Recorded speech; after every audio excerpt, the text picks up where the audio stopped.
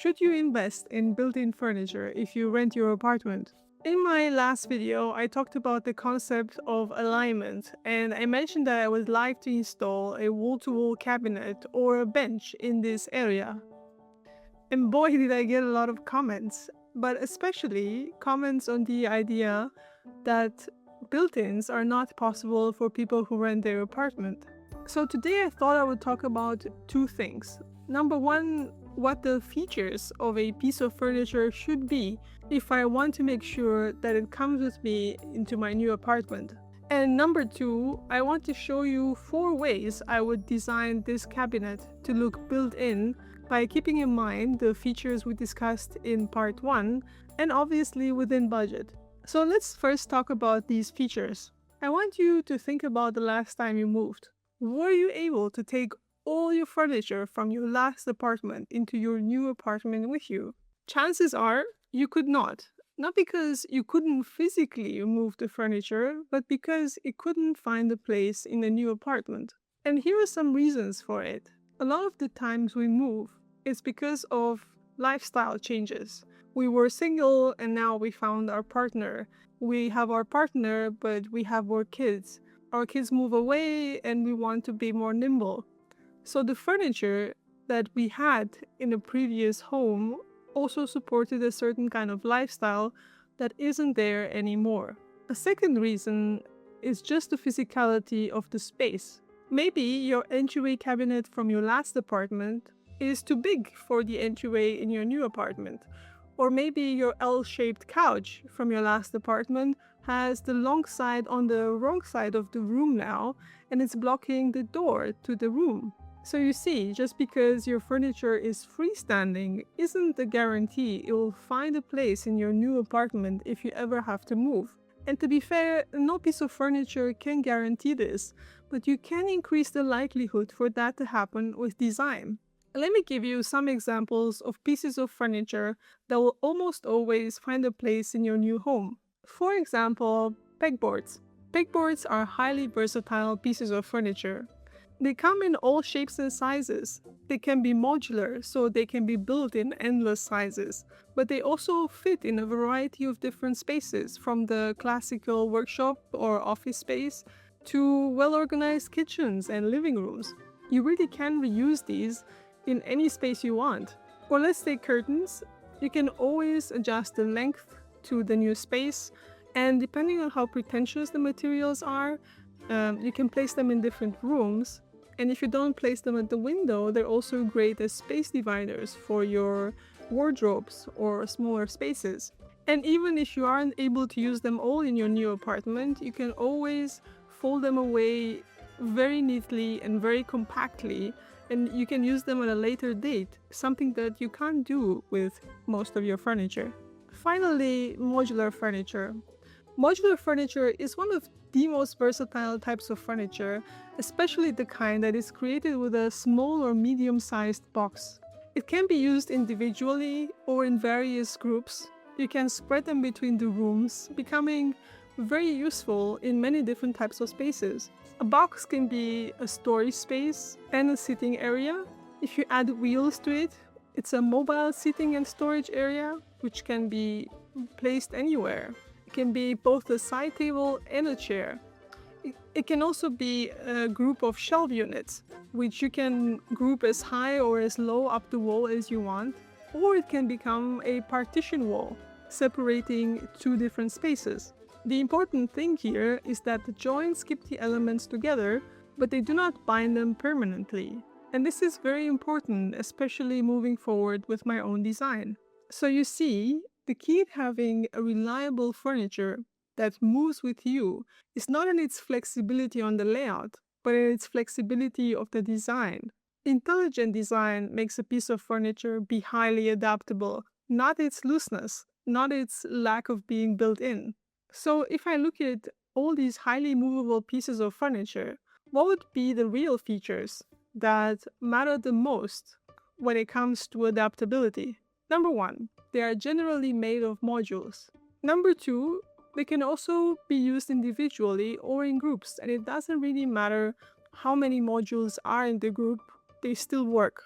Number 3, they can be used in a wide variety of places, from the garage to the living room. And number 4, the modules are grouped together with joints that are not permanent, so no glue or welding is involved. So now, how do I incorporate these furniture features into the built-in cabinet I want to design for my workspace? And here I want to show you 4 different designs. Each design has its own strengths and weaknesses, and there are definitely trade-offs. Some designs stretch my DIY skills far past what I have actually done before, and some would stretch my budget in very different ways. But until I put each idea out into the world, I'll probably not be able to make a decision on what is best for me to do. Maybe you guys can help me make a decision. We start with the first design where we left off in episode 14. The way I imagine this being done is from 6 equally sized boxes, placed on a frame of studs. And to fit the entire niche from one side to the other, each box has to be 58 centimeters long. Now, 58 centimeters isn't quite a standard dimension, and because of that, I probably have to make the entire cabinet from scratch. This is quite a high investment in time, energy, budget, and DIY skills, but due to the high flexibility of the design, chances are that I will be able to use it in many different ways afterwards. Plus, the fact that I will be able to choose my own materials, and with the new acquired skills, I'll probably be able to do more of these boxes, or be able to adapt them to be used in different ways. So the effort isn't quite wasted, neither in the skills gained, nor in how useful the furniture is going to be to me in the future. Once I take down my cabinet, I can use 1 unit as a side table next to the bed, 2 units as a bench at the front door, in groups of 6 as a cabinet, or as a TV unit in various combinations. There are many different ways I can put these modules together. In the second design, I'm thinking, do I have to make everything from scratch, or could I make just some parts of it, but still have it look built in? What's the least I can make myself and still have this cabinet look like it's a built-in? Could I perhaps just use IKEA furniture and just build a little bit around it? How would that look? So I'm going to try out some designs using 3 different IKEA furniture pieces. The first piece I'm going to try is Pesta, because it looks the most like my design, with the one drawback that it is 60 centimeters long instead of 58, which means that I can only use 5 modules. I'm going to place my boxes on a framework of studs to lift them off the floor.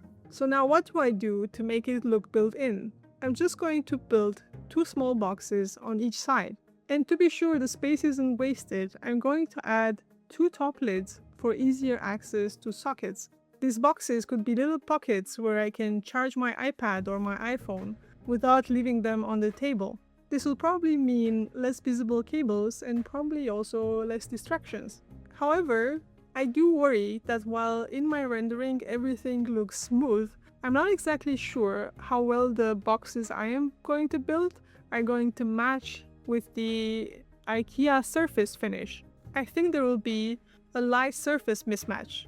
The important thing here is that I do not glue the boxes that I'm making to the IKEA modules. I just screw them in. Nor do I glue the Pesta modules to each other, but just screw them to each other with the IKEA screws, so that should I have to move, I can remove the sides and reuse the Pesta modules. The third design uses the little Nordly cabinet from IKEA, which I placed equally distant from each other. This could be a very easy DIY. I mean, all I need is these rectangular wood elements between them that keep the modules equally distanced. I can screw them in place from the inside of the cabinet and maybe add 1 big plank of wood over all 4 of them to hide the holes. Or if I wanted to give myself a bigger DIY challenge and make sure no space was lost, I could add pockets to the spaces left between the cabinets where I could place sockets. These pockets would be accessed from the top and covered by lids with little protrusions that allow for lamp cables or other electrical devices to access my sockets. I would probably add 3 more planks on top of the cabinet to make the top surface look uniform together with the lids. In terms of movability, the Nordly is probably not as flexible as Besta, but because it is small, it does fit into a wide range of spaces. However, I can't stack it. The most I can do is arrange them next to each other. So the design has some flexibility built in, but it's probably not as high as Besta. The final design uses the mom cabinet. This design is the bulkiest of them all, and also probably the least flexible, but I'm sure that the two smaller mount pieces could be easily reused. The bigger and bulkier a piece of furniture is, the harder it will be to find a place for it. So it is not as movable as the previous designs, but it definitely offers the most amount of storage. I'm using one unit on each side and a double one in the middle. Just like before, I could join the cabinets with wood separators, and this creates some potential for storage. Here I can imagine storing paper tubes or light tripods, or just like before, I could add sockets that I can access from the top. The joining strategy is more or less the same as before, but the overall design is definitely different. So I hope by now you see that not all built-in furniture is created equal. And just like you were able to put your IKEA furniture together, you could add a few more planks of wood to make it look built-in. Built-ins aren't the opposite of flexibility. Bad design is. If you think in modules, not permanence, your furniture can evolve with you. It can be taken apart, rearranged, and reused in ways you might not be able to anticipate yet. Because if design is modular, adaptable, and reversible, it can move with you. Which one of the designs did you like the most? 1, 2, 3, or 4? Let me know in the comments. Oh, and if you want to see that video about alignment, click here.